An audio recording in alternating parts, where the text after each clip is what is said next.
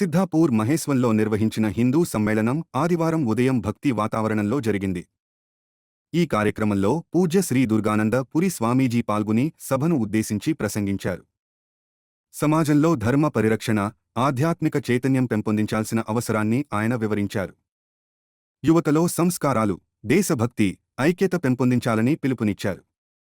సమాజ సేవలో ప్రతి ఒక్కరూ భాగస్వామ్యం కావాలని, సత్సంకల్పంతో ముందుకు సాగాలని సూచించారు. ఈ సమ్మేళనంలో పెద్ద సంఖ్యలో భక్తులు పాల్గొని కార్యక్రమాన్ని విజయవంతం చేశారు.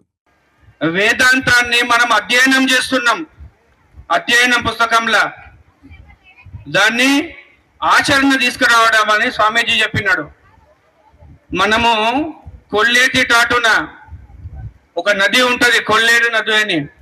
ఆ కొల్లేటి నదిలా ఈ చివరి నుంచి ఆ చివరి వరకు మనము చిలుక పలుకుల్లాగా 100 విషయాలు మాట్లాడతాం. రామాయణం ఇట్లా జరిగింది, భాగవతం ఇట్లా జరిగింది, ఉపనిషత్తు ఇట్లా జరిగింది, భాగవతం ఇట్లా జరిగింది అని. నువ్వేమున్నావు, నువ్వేం ఆచరించినావు అనేది ముఖ్యం. ఆదర్శం భారతదేశంలో ఎంత ఉందంటే 99% ఆదర్శంతో నిండిపోయింది. మధ్వాచార్యులు వచ్చారు, ఆదర్శాన్ని ఇచ్చారు. రామకృష్ణ పరమహంస, వివేకానంద, శారదామాత, మధ్వాచార్యులు, ఆది శంకరాచార్యులు, రమణులు, ప్రతి ఒక్కరు. కానీ మనం ఎక్కడున్నాం? వివేకానంద వారు అంటారు, మానవ జీవితానికి 1%, ఆదర్శానికి 99% కార్యాచరణ ఉండాలా, పని చేయాలా. గాలిలో దీపం పెట్టి ఈ దీపాన్ని దేవుడే రక్షిస్తాడంటే కాదు. మనం ఏం చేస్తాం? రామ, కృష్ణ, పరంధామ, నా బిడ్డకు సంబంధం కుదరాలా, నాకు మంచి ఇల్లు కావాలా, నాకు ఫామ్ హౌస్ కావాలా, నువ్వు కష్టపడవు, నీకు రావాలా, పలానా వ్రతం చేస్తా, పలానా నోము చేస్తా. అది కాదు పద్ధతి. దేవుడు ఎక్కడున్నారా అని ఒకసారి వ్యక్తి అడిగినప్పుడు రవీంద్రనాథ్ ఠాగూర్ అంటాడు, అరే మీ దేవుడు అక్కడ లేడురా, గుడిలో గోపురంలా. ఒక కర్షకుడు, ఒక శ్రామికుడు పని చేస్తున్న దగ్గర, చెమట చిందిస్తున్న దగ్గర, వస్త్రం అంతా చెమటతో నిండిపోయిన దగ్గర అక్కడ భగవంతుడు ఉన్నాడు. అంతే తప్ప చిలుక మాదిరి పలుకులు చెప్తూ మిట్ట వేదాంతాన్ని బోధిస్తూ ఈ ధర్మాన్ని అంతా కూడా మనము భ్రష్టు పట్టించినాం. మనం గుర్తుంచుకోవాలి, సనాతన ధర్మం అసలైన డెఫినేషన్ సూత్రం చెప్తా వినండి. ప్రాచీన ధర్మ సూత్రం ఏం చెప్పింది మనకు?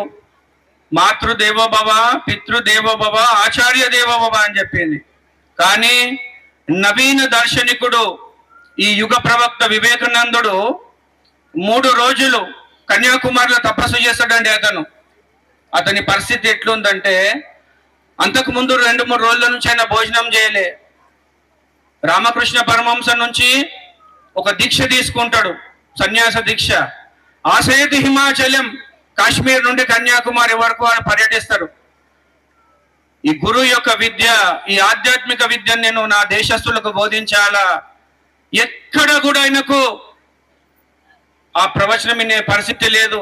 అన్నమో రామచంద్ర, తిండికి గతి లేని నా సోదరులకు నేను ఏ విధంగా ఉపయోగపడాలా, విశ్వ మానవాళికి నేను ఏ విధంగా ఉపయోగపడాలి, నా జీవితం ఎట్లా ఉపయోగపడాలి అన్నప్పుడు ఆయన కాశ్మీర్లో 3 పగళ్ళు 3 రాత్రులు తపస్సు చేస్తాడు. తినడానికి తిండి లేదు. ఆయన కన్యాకుమారిలో ఈత కొట్టుకుంటూ పోతాడు, మార్చుకోవడానికి ఇంకో బట్టలు లేవు. నిరాహారి అయి 3 పగళ్ళు 3 రాత్రులు ఘోరమైన తపస్సు చేస్తాడు. ఎందుకు తపస్సు అంటే, నా దేశ జనులు విద్యాగంధం లేక, తిండి లేక అనామకులై తిరుగుతున్నారు. వీళ్ళకి ఏది ఈ సమస్యకు పరిష్కారం ఏంది అని స్వామీజీ తీవ్రమైన ఆవేదనతోని, బాధతోని తపస్సు చేయడం జరుగుతుంది. భారతదేశ సమస్యకైన పరిష్కారం కూడా కనుక్కుంటాడు. ఇప్పుడు చెప్పిన 3 విషయాలు, మాతృదేవోభవ, పితృదేవోభవ, ఆచార్య దేవ చెప్పింది చిలక పలుకుల్లాగా బాగానే ఉంది. వివేకానందుడు అంటుంటాడు, అరే మీకు కొత్త సందేశాన్ని ఇస్తున్నా. రోగి దేవోభవ, దరిద్ర దేవోభవ, దీన దేవోభవ, మూర్ఖ దేవోభవ. భగవంతుడిని మీరు ఎక్కడ దర్శించాలో నేను చెప్తున్నా వినండి. మీ భగవంతుడు గుళ్ళ నుంచి బయటకు వచ్చినాడు. దుఃఖితుని రూపంలో, దరిద్రుని రూపంలో, రోగి రూపంలో, కష్టాలలో, కడగండ్లలో, వేదనలో ఉన్న వారి రూపంలో భగవంతుని అర్చించండి. అరే మనుషులారా, మీ సోదర మానవ రూపంలోనే మీరు భగవంతుని అర్చించజాలకపోతే నీ తండ్రి, నీ తాత, నీ ముత్తాత ఎన్నడూ చూడని భగవంతుడు నీకు ఎట్లా కనిపిస్తాడు? మొదట భగవంతుడు అవసరం రూపంలో, దుఃఖిత రూపంలో ఉన్నాడు. వానికి ఏమన్నా ఉపయోగపడు. మనము రామాయణం వింటున్నాము, భాగవతం వింటున్నాము. ఒక ఉదాహరణ చెప్తా. మన యొక్క ఆలోచన విధానం ఎట్లుందో చెప్తా. మనం ఒక ట్రైన్లో కూర్చుంటాం లేదా బస్సులో కూర్చుంటాం. ఒక వృద్ధురాలు వస్తుంది, నడవలేకపోతుంటది. ఒక బాలింత వస్తుంది, లేదంటే ఒక కడుపుతో ఉన్న స్త్రీ వస్తుంది, ఒక వికలాంగుడు వస్తాడు. వీడు మాత్రం లేవడు, ఫివికాలు వేసుకొని కూర్చున్నట్టు. నువ్వేమైనాగా కానీ నువ్వు మాత్రం ఆధ్యాత్మిక పరుని కావు. ఆధ్యాత్మిక పరుడు ఏం చెప్తాడు? మొదట త్యాగం. మనం ఒక విషయం తెలుసుకోవాలా.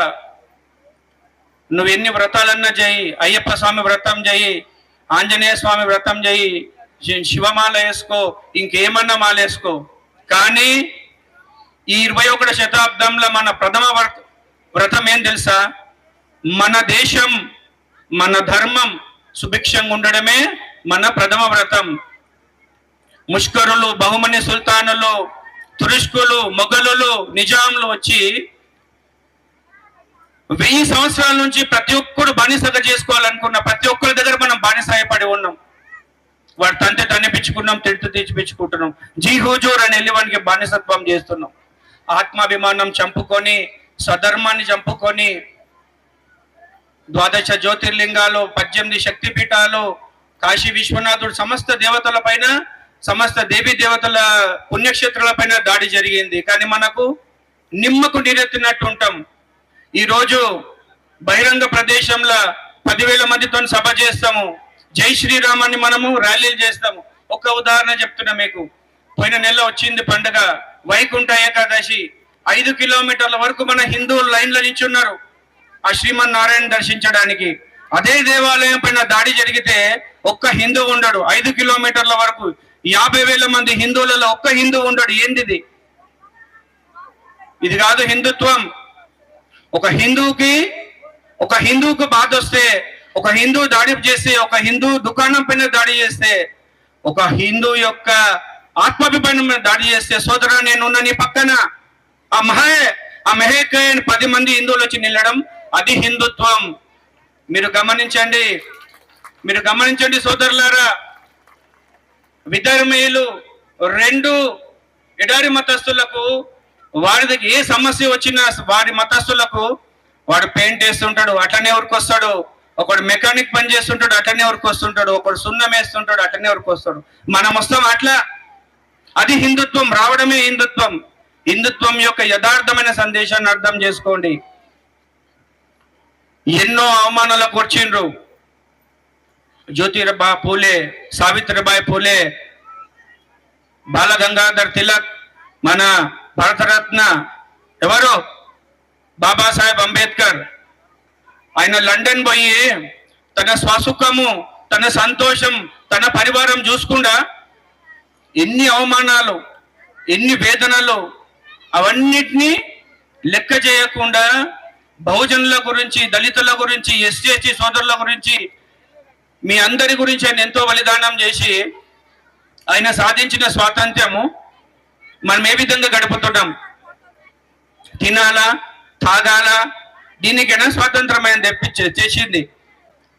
ఎంతమందికి హనుమాన్ చాలీసా వస్తుంది? ఇంటింటికి గీతను పరిచయం చేస్తున్నావు, భగవద్గీతను. చూడండి మీరు, విధర్మీయులు, ఎడారి మతస్థులు రోజుకు 5 సార్లు ప్రార్థన చేస్తారు. వారం పోయే బ్యాచ్ వేరే ఉన్నది. మరి మీరు ఎప్పుడు వెళ్తుండ్రు? మనకు సనాతన ధర్మం 10 పండ్లలో 1 మాత్రమే. వాళ్లకు మతమే సర్వస్వం. మీకు మతం సర్వస్వం అయినప్పుడే ఈ సనాతన ధర్మం నిలుస్తుంది. అంతవరకు మీరు 100 మాటలు చెప్పొచ్చు, 1000 మాటలు చెప్పొచ్చు, కానీ మన కాలు అంగుళం కూడా కదులుతలేదు. ఈ దేశంలో బాకాలు తయారు చేస్తలేరా? బేరీలు తయారు చేస్తలేరా? ఆడంగి రేకుల సంగీతం విని విని విని విని మనం ఆడంగుల్లాగా